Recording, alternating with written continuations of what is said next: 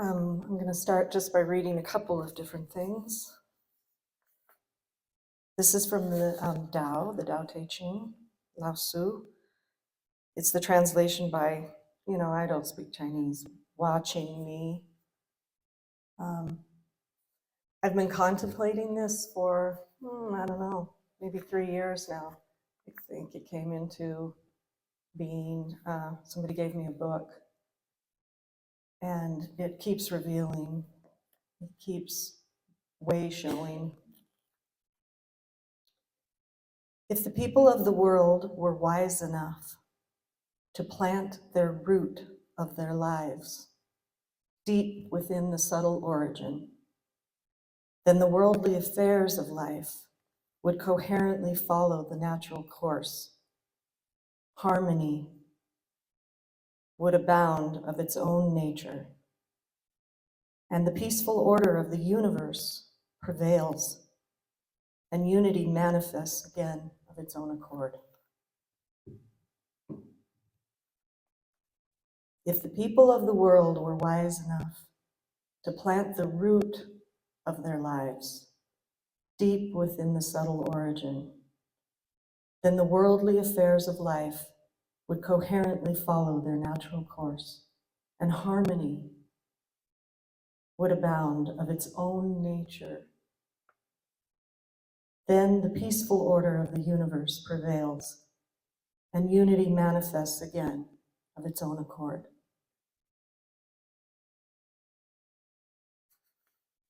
I think maybe that's...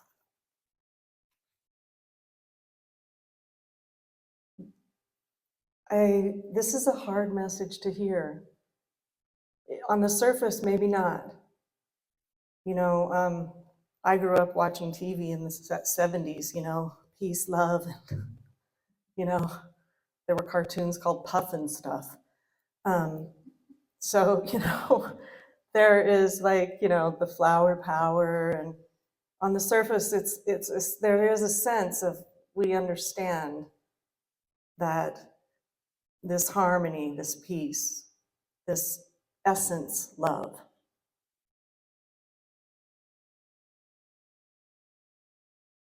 But it's so subtle to give way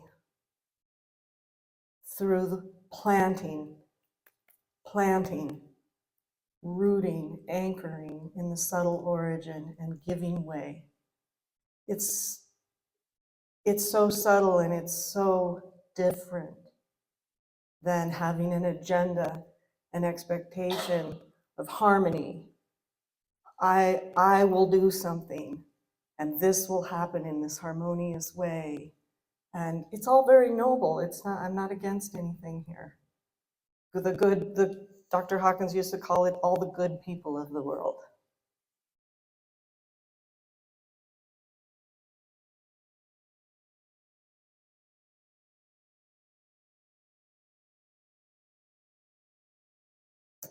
The mind is conditioned so deeply. I mean, here in this case, this keeps revealing at deeper and deeper levels the amazing, astounding amount of habituated conditionedness that is rooted in good and evil, this and that, separateness, God and me, whatever it is. Even in deep realization, it continues to unfold. It continues to unfold this habituated this and that, good and evil, because there is a sense to the separate self that thinks, well, I get abandoning evil, but we're going to abandon good? Are you sure? What will happen? We are holding the world together with our good intentions. And it isn't so. The sustaining, maintaining, creating, animating power that brings 0 into 1 is holding the world together. And we, through our allegiance and habituated and conditioned, it's not a failing,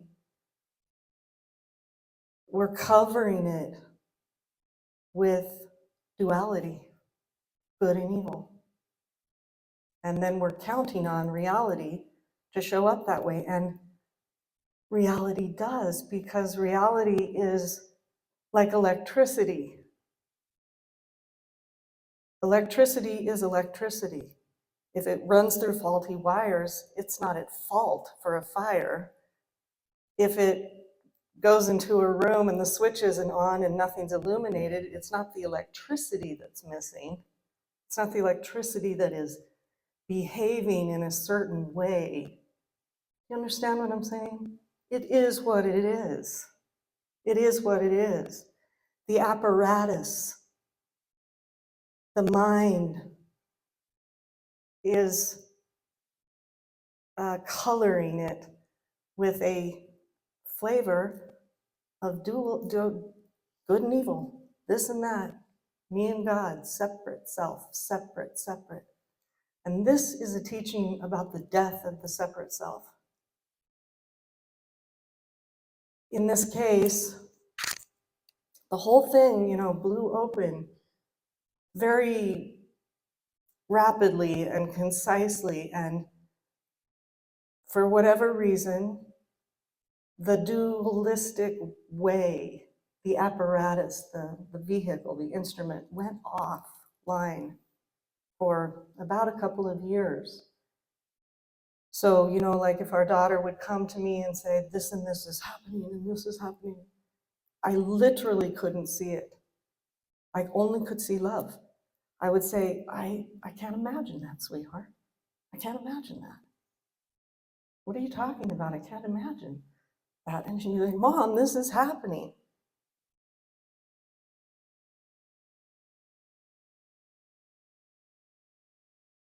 Love, essence love it's the electricity. It's the power. It's the animating that from which I comes.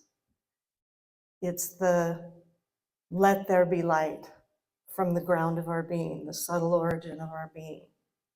It's the expression of love for no other reason than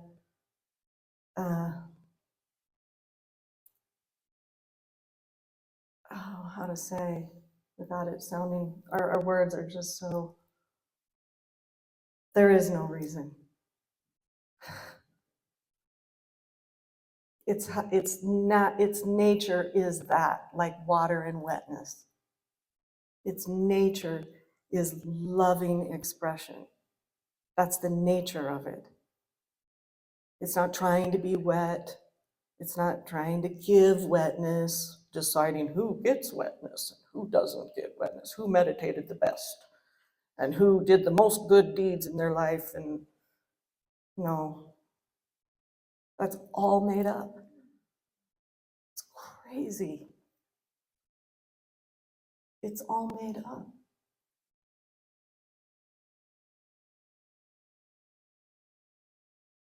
But this is so deep.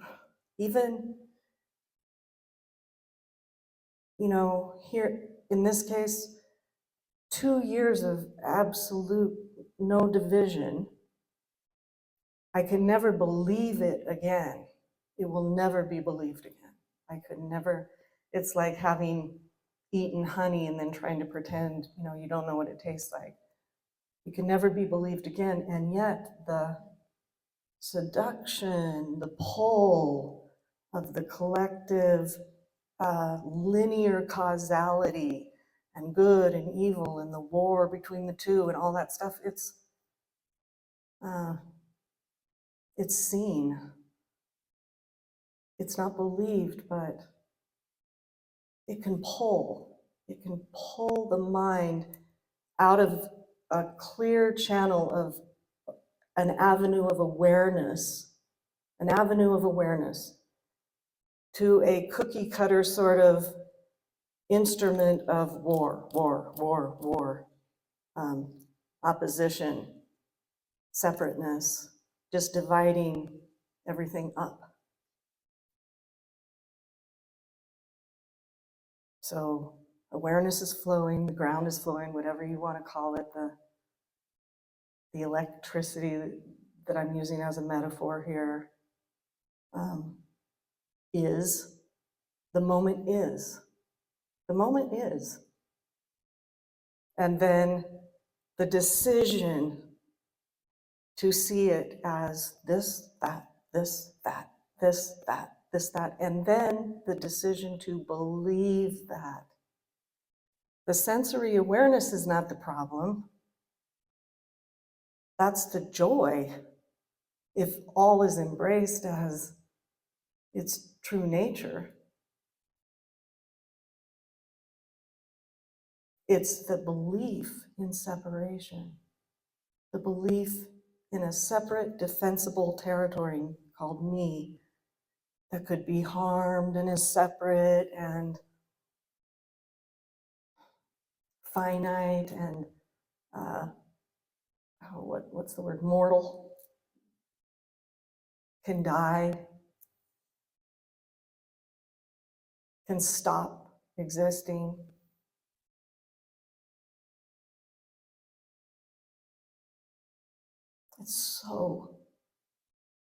It's got such a hold of us.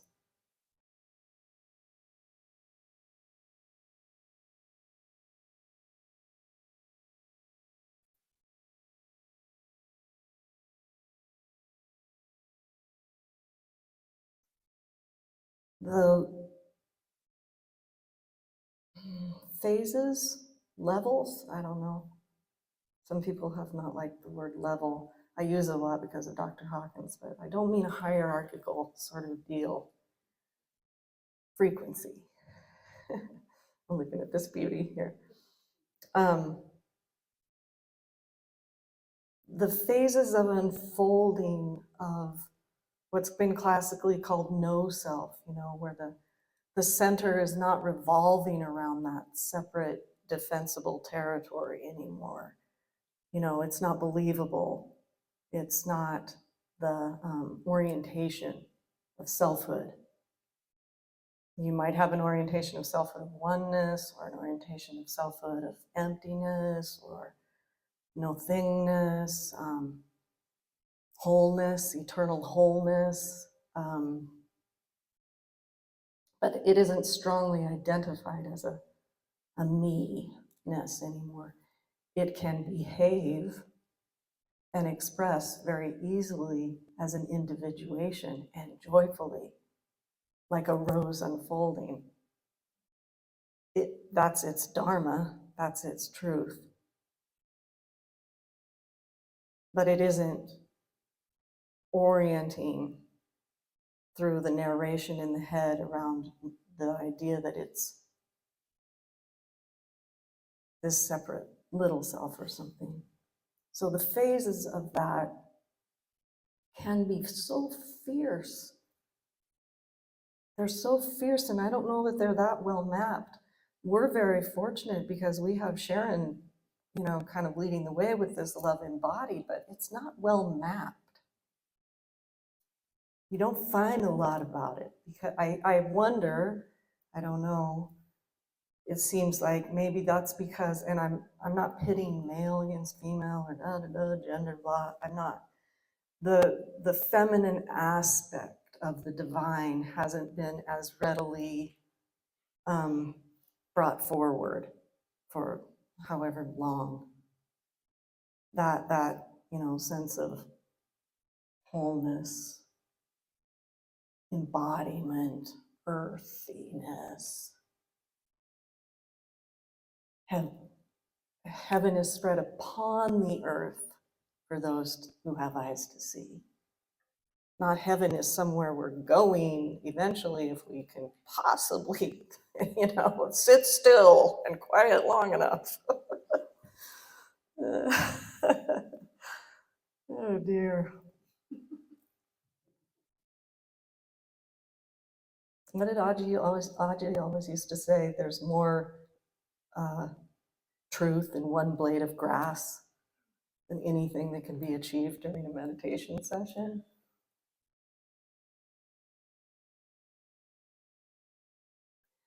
Those phases are fierce.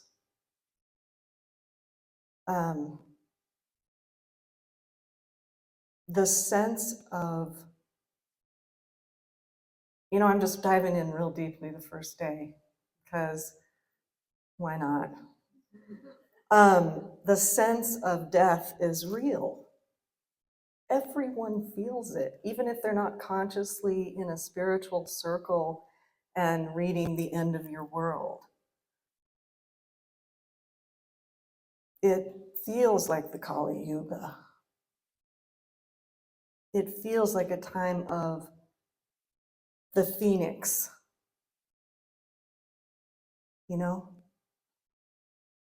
And so within each expression, it can really feel that way as the separate sense of self, this idea that has been bought into, not by the indigenous mostly, it's fairly new, this solidly bought into idea of the self-conscious, the reflective consciousness going out, having an experience, coming back and talking to itself as a separate thing, I think is kind of new. I don't know. You talk to indigenous people and they fully understand and embody that the creator is the creator. There's one power.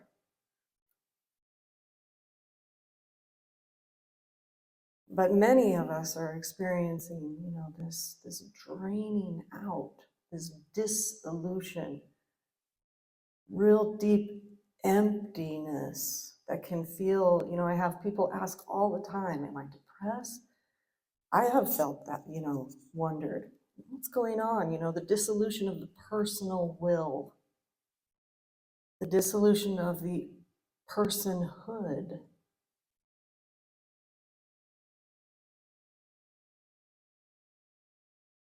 Empty beyond, at least in this case, any conception of what that meant. There was the first big blast into transcendent no thingness, and you go, whoa, yeah, right on. Okay. Yes. And then here it comes. It's the descent, it's the dove, it's Christ, it's the descent. The descent. The embodiment.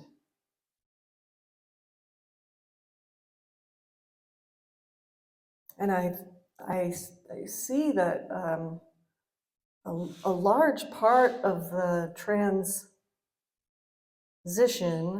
and the transmutation, it's a transmutation. It's beyond the transformation of a psychological idea where you reframe. It's just a lot, it's really beyond that. It's a complete transmutation of the nervous system, of the senses, of existence, material reality.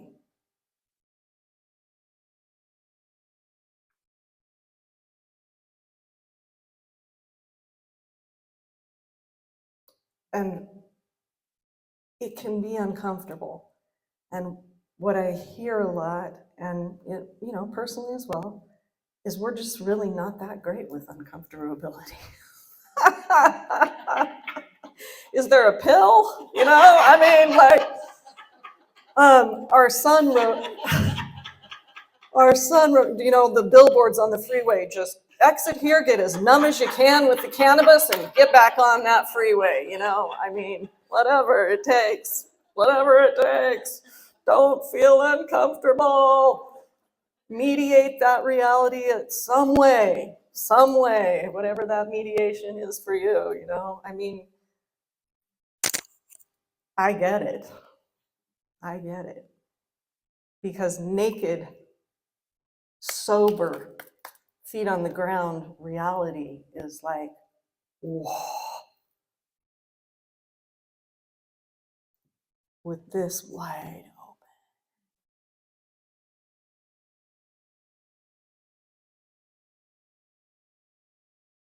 On the earth, but not of the earth, but on the earth. I've always loved that, but I realized what I was doing was going for the not of the earth piece. Even as, gardeny and cattle ranchy and earthy as I am, that piece of like, not of. And then, oh, on the earth in all of its beauty, glory, original nature, original nature, original. We think it's going to be new, and it does feel new. It feels new, fresh. It feels fresh when it breaks through the spell. It feels real fresh. The thoughts are fresh, the view is fresh, the vision is fresh. Feels kind of like, whoa, where's that coming from? But that's not Jennifer's thoughts, they're fresh, they're harmonious, peaceful of their own accord, harmonious of their own accord, loving of their own accord.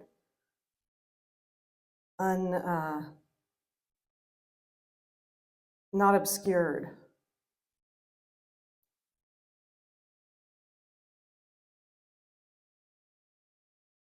But on the earth, in the body, as the body of existence, no separation. That's fire of transmutation. It's fire of transmutation. Who was it? Thomas Merton, maybe? How can I sit still in contemplation when the whole world is on fire? Even the stones ring like a bell.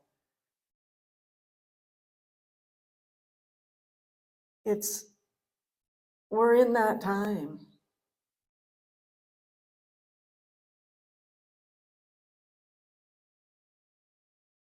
And the humble message here, the humble encouragement here is that, my friends, is a job for the heart. The fire of transmutation is the awakening of the heart, the awakening of the freedom to love as the love we are.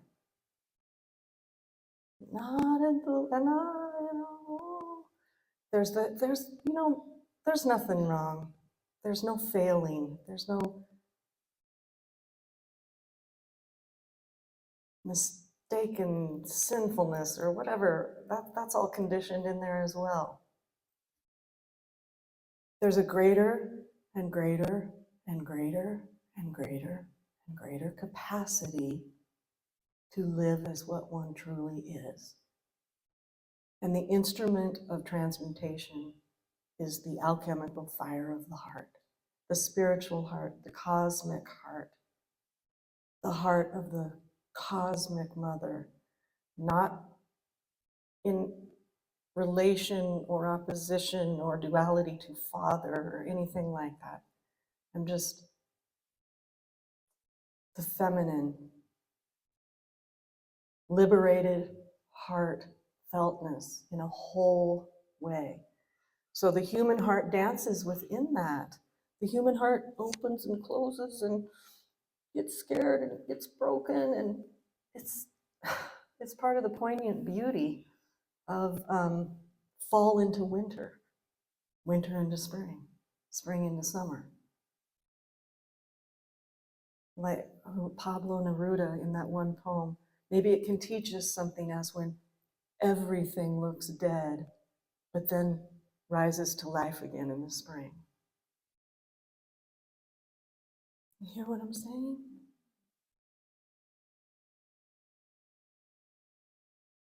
Doesn't that sound like a job for the heart? Because we're not going to transcend our way out of it. That's not this time. That is not this time.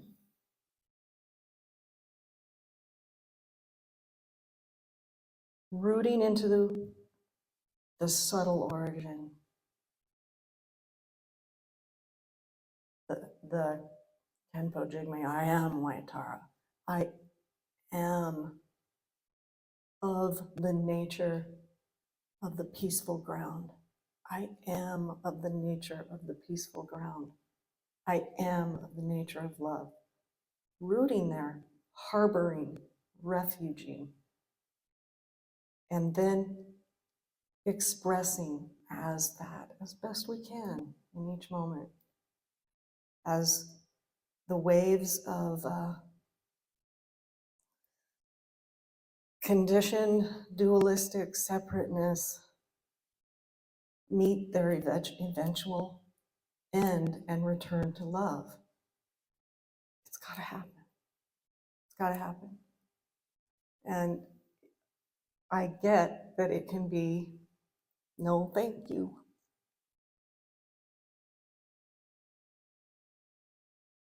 It can look all kinds of ways. And I'm not trying to paint it like, oh, but I mean, we're all scrolling on our phones, the disasters, the thises, the that's, and all the one-on-ones I'm doing and stuff. It's about this. So I want to bring it forward.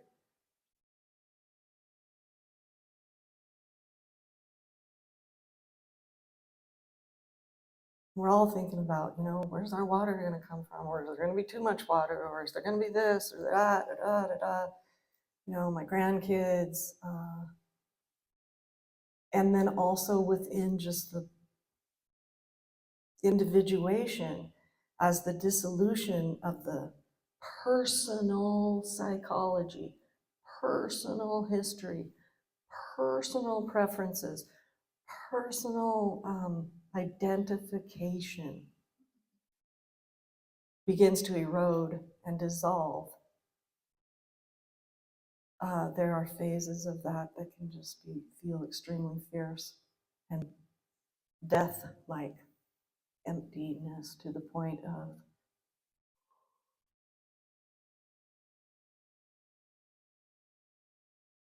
no thing.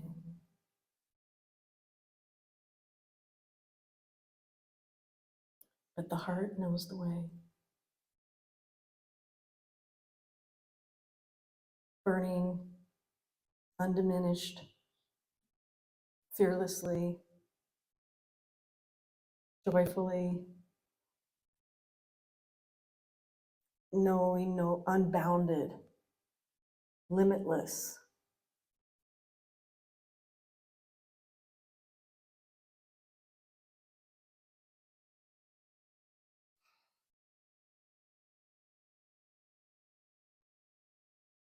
And it has the sense of embodiment and a sense of right here, right now presence.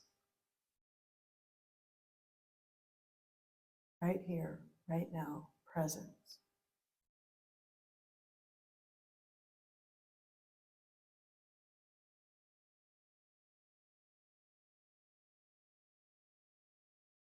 It doesn't mean we have to run out and start loving everybody indiscriminately or anything that the mind. It's like I can almost hear what is she preaching about? What's she talking about here? How far does this thing go? Yeah.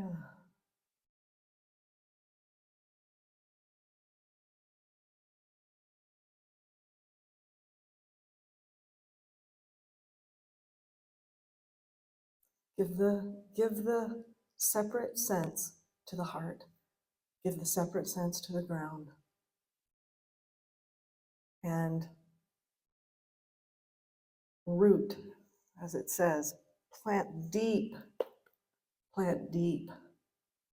foundationally deep, to the fundamental, subtle origin, so that harmony, peace, love, beauty, may be experienced and seen and brought forward as the material reality. And that there is no division or separation in that. I think from what I've seen, one of the hardest steps is including this separate sense of me because it's just not good enough to be included. That trance of unworthiness is deep. Man, is that deep. Well, yeah, I see the beauty. I love all these people. I can go to my heart, but not the Jenniferness. She's too shameful and she's done this and that and the other thing. And it feels normal and natural to feel separate, strangely.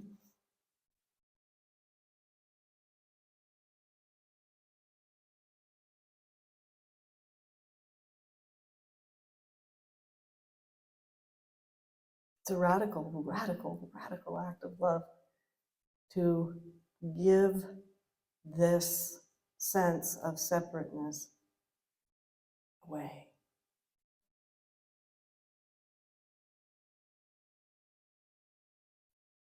I don't know, there's so many useful means, skillful means. I'm sure you have found many in your lives and have your ones that really resonate. I'm kind of, very pragmatic Girl Scout sort of human. So, like Dr. Hawkins, just had a quick little, I cancel this thought. I am a being of light and I cancel this thought. And these mantra, or I am Waitara, or whatever works. Please forgive me. I no longer need to see reality this way. I love you. Thank you.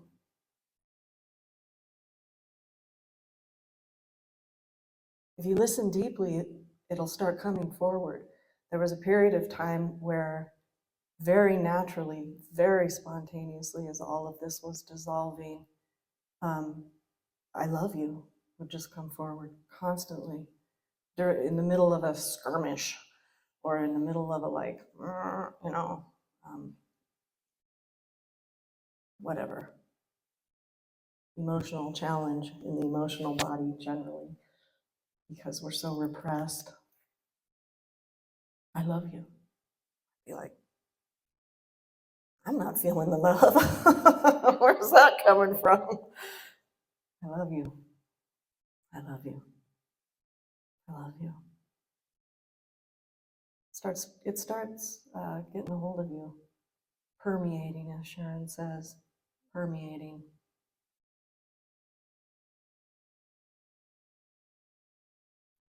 Kind of like an erosion, And then bigger and bigger chunks start falling away. And as all the masters throughout time, every one of them have said, the stakes get higher because it gets so painful to hold that separateness and that unworthiness that you just cannot do it anymore. You just can't do it. And it gives way.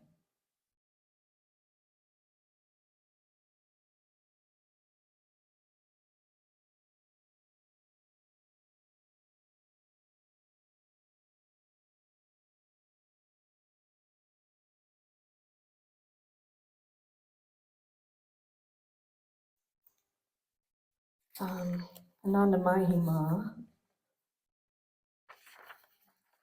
I first heard this when I was teaching with Ani, and there was one retreat we did where she would play this Australian nun reading Ananda Mahima.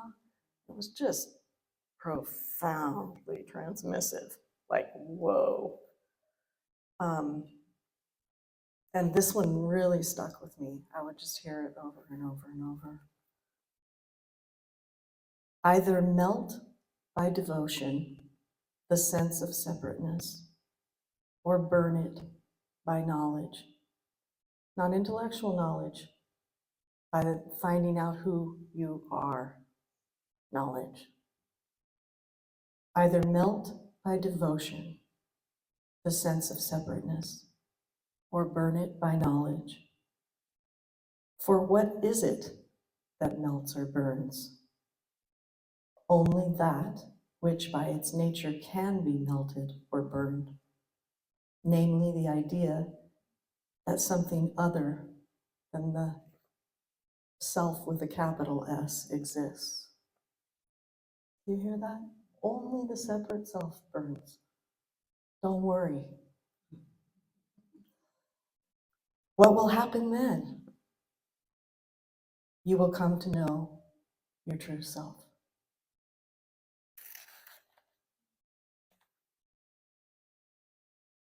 It feels like death. It feels like a dissolution, but only that which can melt or be burned by nature does. And then what will happen?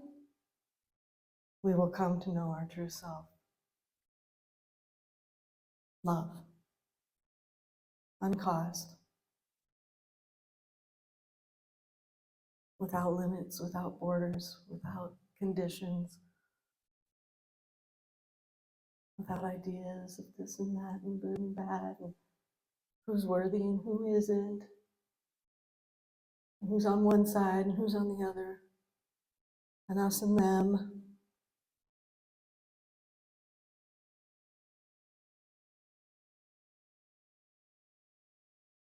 Either melt by devotion, the sense of separateness, or burn it by knowledge of who you are. For what is it that melts or burns? Only that which by its nature can be melted or burned. Namely, the idea that something other than your true self exists. What will happen then? You will come to know your true self. And we will see it spread upon the earth, heaven, for those who have eyes to see. We will see it, we will be it, we will taste it, we'll touch it, we'll feel it, we'll eat it. You get it. It's right here.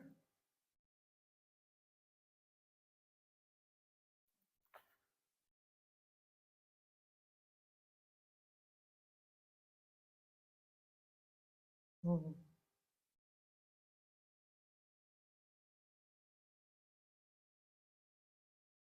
Tim and I used to sing a song together, and we do again now because Sharon asked us to. And one of the lines is, fill our lives with love and bravery, and we will lead a life uncommon.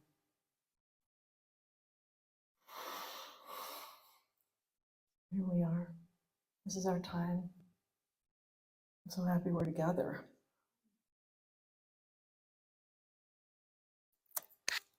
Thank you. Thank you, Zoomers. Let's take a break, and then we're going to come back.